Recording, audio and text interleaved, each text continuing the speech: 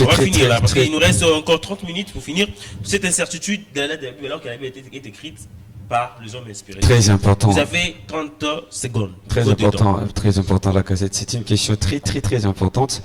Alors, j'aimerais répondre, commençons par mon frère, mon très cher confrère Tams, pour lui dire, il dit ici que ceux qui ont, qui étaient autour de la table à réfléchir, et ils avaient la connaissance des Écritures. Ils avaient la connaissance des Écritures, c'est ce que vous avez dit. Ils avaient la connaissance des Écritures. Et vous avez totalement raison, ça je n'en disconviens pas. Mais seulement, il est important de savoir qu'avoir la connaissance des Écritures ne fait pas de quelqu'un incroyant à ce qu'il lit, encore moins un chrétien. Ça, c'est vraiment quelque chose à comprendre. Voilà pourquoi Paul, avant de devenir Paul, il était seul. Il avait la connaissance des Écritures, mais il n'était pas chrétien. Donc ça, il faut souligner. Rien à contredire. Alors, s'agissant des Juifs, vous avez dit les Juifs, Jésus-Christ est Juif, mais comment est-ce que les Juifs ne croient pas en Jésus-Christ? Ça, c'est une pensée. Ça, c'est une pensée qui date. Parce que le Juif aujourd'hui croit en Jésus-Christ. Et il célèbre Jésus-Christ. Ça, c'est vraiment quelque chose à considérer. Mais non, c'est comme au Congo. C'est pas tout le monde au Congo qui croit en Christ. Et de même, en Israël, les Juifs, c'est pas tous les Juifs qui croient en Christ. Cependant, il y a des Juifs, c'est pourquoi plutôt il y a des Juifs musulmans, parce que leur foi, c'est dans autre chose. Donc, les Juifs croient en Jésus.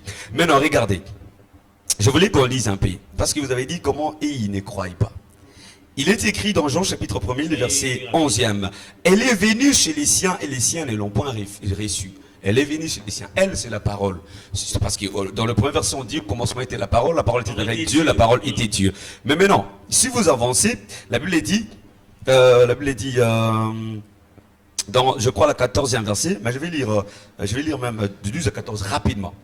Mais à tous ceux qui l'ont reçu, à ceux qui croient en son nom, il les a donné le pouvoir de devenir enfants de Dieu, lesquels sont nés, non du sang, ni de la volonté de la chair, ni de la volonté de l'homme, mais de Dieu. Et la parole était faite chair. Elle a habité parmi nous, pleine de grâce et de vérité, et nous avons contemplé sa gloire, une gloire comme la gloire du Fils unique venu du Père. Comme pour dire quoi? Que les Juifs, une portion des Juifs croient ou non, Jésus-Christ est né, Jésus-Christ est Dieu. On ne peut pas attendre un autre Jésus-Christ, un autre Sauveur, parce que le Sauveur est déjà venu. Très bien, merci. Nous allons prendre Sami Pena. Ouais. Vous dites